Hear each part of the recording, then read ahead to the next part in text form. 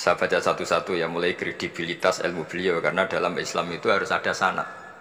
Saya pernah ditanya seorang ilmuwan, Pak Bahak, kenapa Islam itu harus ada sanad? Kita kan orang cerdas, kan bisa berpikir sendiri, ngapain nunggu pikirannya orang-orang, kata saya.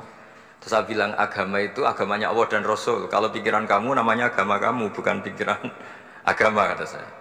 Kalau kamu punya pikiran, ya namanya pikiran kamu, tidak agama. Kalau agama itu harus bersanad. Jadi pikirannya Mbah Hashim sama dengan pikirannya Mbah Mahfud pikirannya sama dengan Said Abi Bakar Sato, Said Abi Bakar Sato sama dengan Said Zaini Dahlan, dan seterusnya dan seterusnya, sampai logika itu sampai Rasulullah Shallallahu Alaihi Wasallam. Saya beri sekian contoh.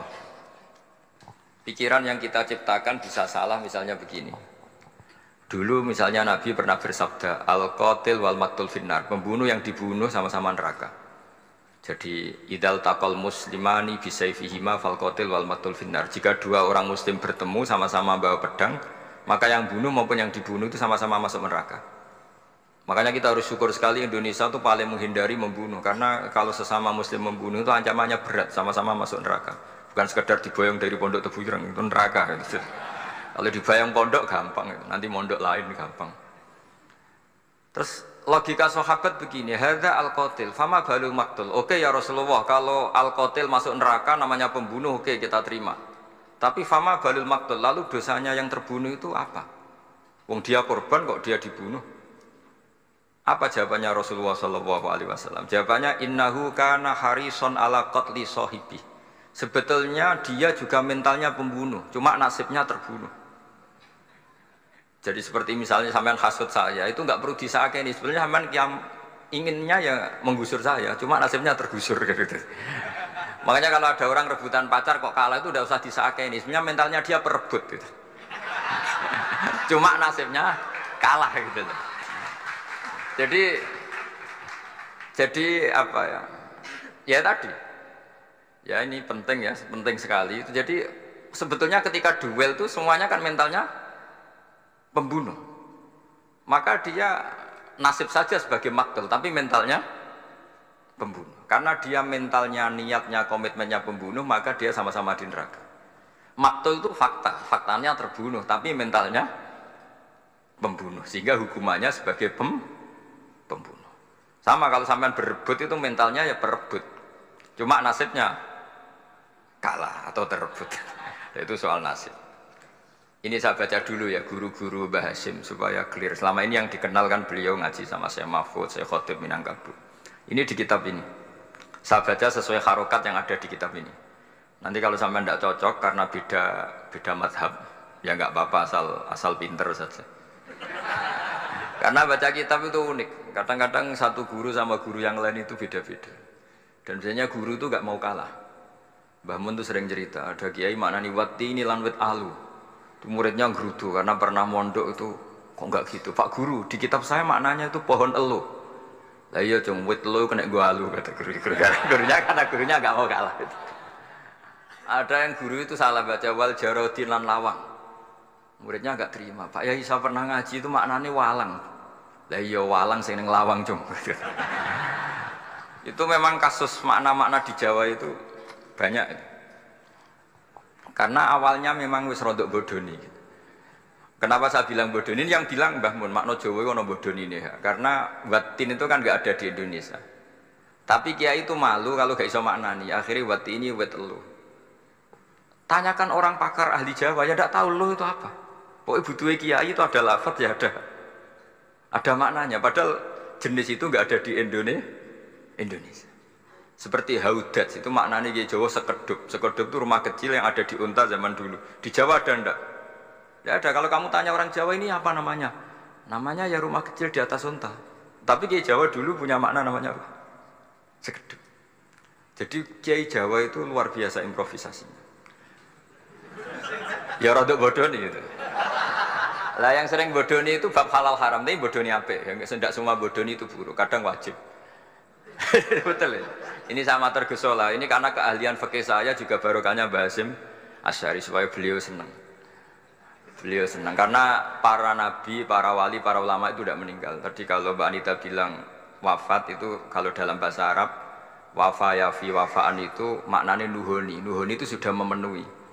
Jadi sebenarnya memang nggak pernah ada orang mati itu. Jadi kita punya jatah umur, jatah rezeki sudah terpenuhi semua. Namanya wafat, dari kata wafa yafi wafaan, sesuatunya sudah penuh maka diambil. Kalau roh sendiri nggak pernah meninggal.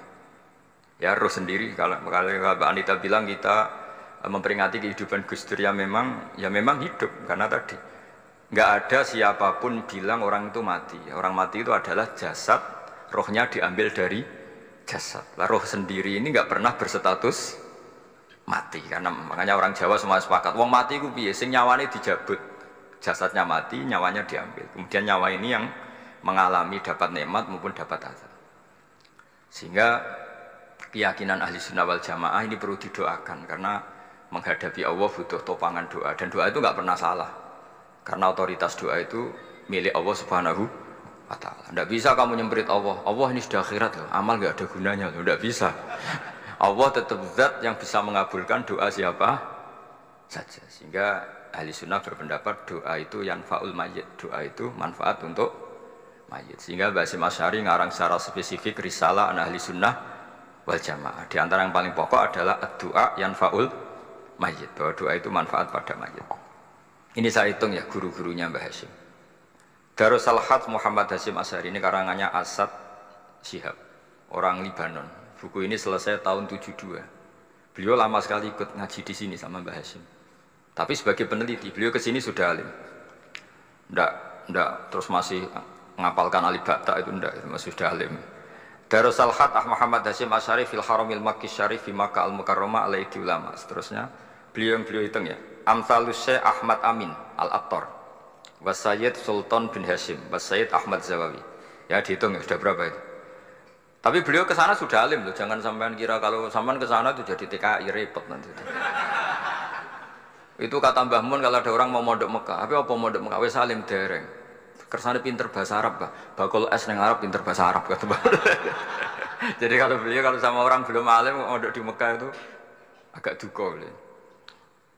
Ya, Syekh Ahmad Amin Al-Attar, wa Sayyid Sultan bin Hasyim, wa Sayyid Ahmad Zawawi, wa Syekh Ibrahim Arab, wa Sayyid Ahmad bin Hasan Al-Attar, wa Syekh Said Al-Yamani. Ini yang gurunya Mbah Zubair juga, guru-gurunya keluarga sarang, wa Sayyid Husain Al-Habsyi. Ini mbah-mbahnya keluarga Habib Anis Solo. Jadi ya pokoknya keluarga besar Solo karena kita tahu Habib Anis itu bin Alwi bin Ali yang punya simtut Duror bin Muhammad bin Husain. Alladzi tawalla mansibal iftah hatta wafatul maniyah wa Sayyid Bakar Sato. Ini yang ngarang Anatul Thalibin. Wa Syekh Rahmatullah wa Sayyid Alawi bin Ahmad As-Segaf. Ini yang ngarang Tarsihul Mustafidin. Kita tahu sarah i'anah paling terkenal adalah dua I'anatul Thalibin dan Tarsihul Mustafidin. Itu dikarang oleh Alawi bin Ahmad As-Segaf. Terus wa Sayyid Abbas Al-Maliki, itu banyak Sayyid Muhammad. Karena kita tahu Sayyid Muhammad adalah Muhammad bin Alawi bin Abbas ya, Muhammad bin Alawi bin Abbas. Itu juga gurunya Mbah Hasyim. Wa Sayyid Abdul Az-Zawawi wa Syekh Saleh Bafadl wa Syekh Sultan Hasyim Daghestani. Jadi selain guru-guru di Indonesia termasuk Mbah Mahfud Termas, Syekh Khotib Al-Minangkabau, beliau punya guru-guru itu yang saya sebut. Lalu barokahnya guru-guru itu ya, barokahnya guru-guru itu Mbah Hasyim berpikir seperti itu, dan berpikir seperti itu yang mengilhami Gus Wahid, kemudian Gus Wahid mengilhami Gus Dur. Kenapa saya cerita ini? Supaya kamu tahu bahwa pikiran-pikiran besar Gus Dur itu ada sanadnya. Jangan sampai kamu berpikir Gus Dur cerdas, muka kan delok film lah, terus gue delok film kan ya repot gitu. Jadi makanya ini, karena banyak juga yang cerita Gus Dur sebagai budayawannya, sebagai demokratnya, sebagai pluralisnya. Yang cerita itu kan sudah ada, masa saya disuruh ceritain lagi? Jadi kalau sampean saya cerita itu lagi kan coro Jawa tahsilul hasil. Jadi ini itu tidak bidang saya. Bidang saya akan melihat Gus Dur sebagai cucu Mbah Hasyim siapa? Asy'ari. Ini saya baca ya. Ini bahasa Jerman tapi sudah diagak-agak Arabkan. Ma'al Muhandis Karel von Schmidt. Ini Mbah Hasyim. Jangan kira yang pernah berkawan ya, bersosialisasi dengan non muslim itu mulai Gus Dur, mulai Mbah Hasyim. Ini di halaman 108 kitab tadi Wadi'ul Labinati Istiqlal Al-Indonesia. Kitab ini boleh sampean gasap kok. Nanti setelah ini tak bawa pulang atau sampean gasap nggak apa-apa. Ini santri-santri tebu ireng nggak apa-apa. Siap ya? Ya nanti bisa dibajak. Lakot kan seterusnya hakon ziaratil alam Muhammad Hashim bahkan adalika fi yaum ini 7 Juli tahun 1936. Fi maqorihi tebu ireng. Haitsu taqaltu indahu bil muhandis Karel von Schmidt. Wa kanatil fursa saikhal tahadus ma'ahu tawilan. Terus setelah itu ini ceritanya mu'allif menangi Basim diskusi sama orang orientalis. Ini kata mu'allif, wahadil uqdatu takunu aqidatan wa hiya uqdatul mustasyrikin fa kullu shay'in ya'ti minal ghurbiyin wal irobiyyin wa Eropa ya'tabirunahu dasisah. Jadi zaman itu Basim itu sering punya tamu dari Eropa, dari barat, dari macam-macam. Sumastatrodal muhandis fa terus sampai. Nah ini cerita saja betapa Basim itu perkawanannya luas sekali. Terus ini cerita akhirnya orang ini sampai masuk Islam. Ketika masuk Islam, di antara pesannya Mbah Hashim, saya ulang lagi, di antara pesannya siapa? Mbah Hashim itu beliau bilang kamu harus dipikir-pikir lagi katanya. Itu kan satu kearifan Basim ini saya baca karena saya takut ditegur ini. Saya juga nunggu surat kok tidak datang-datang ini kok, supaya cepat selesai. Ini bebas. Kalau ada surat malah kebenaran ini karena sudah mulai nyari-nyari. Ya jadi saya mohon nanti kitab ini bisa dikaji di sini. Nanti saya tinggal di sini ada cerita-cerita sampai beliau berteman orang Eropa, terus beliau macam-macam sampai terus saya teruskan. Summa arsalatku syirka ila Indonesia amin 1929 watana qala fi kasir minal mudun wa makata akhiran fi madinati Surabaya bi Jawa Syarqiyah wa min huna bada'atil hidayah wa taufiq taqudanihi ilal khairi. Hadas lautil hadis bil amil alladhi yakti fatratas tirah. Jadi orientalis tadi ketika berteman Mbah Hashim lama-lama tertarik oleh Islam. Ketika mulai tertarik dengan Islam, wa sya'ara bil istiqra aruhi wal amni tam wa kaifa ya'budu rabbahu ibadatan haqiqiyah. Terus mulai tertarik dengan Islam, terus konsultasi sama Mbah Hashim. Jadi tertariknya barokahnya Mbah Hashim. Orang ini kemudian wabakiyal muhandis itu insinyur Karel von Schmidt fi Indonesia hatan talatil harbul alamiyah sehingga perang dunia kedua selesai wa indama qawamal indonesiun didal hukmil al Hollande fi harbil istiqlal am wa kana muhandis fi sufil indonesian dafahu islamuhu li syarika sak terus. Terus ini saya cerita, jadi Mbah Hashim pernah mengislamkan orang Belanda, orang Jerman. Orang apa? Orang Jerman, terus orang ini hidup di Hamburg. Sampai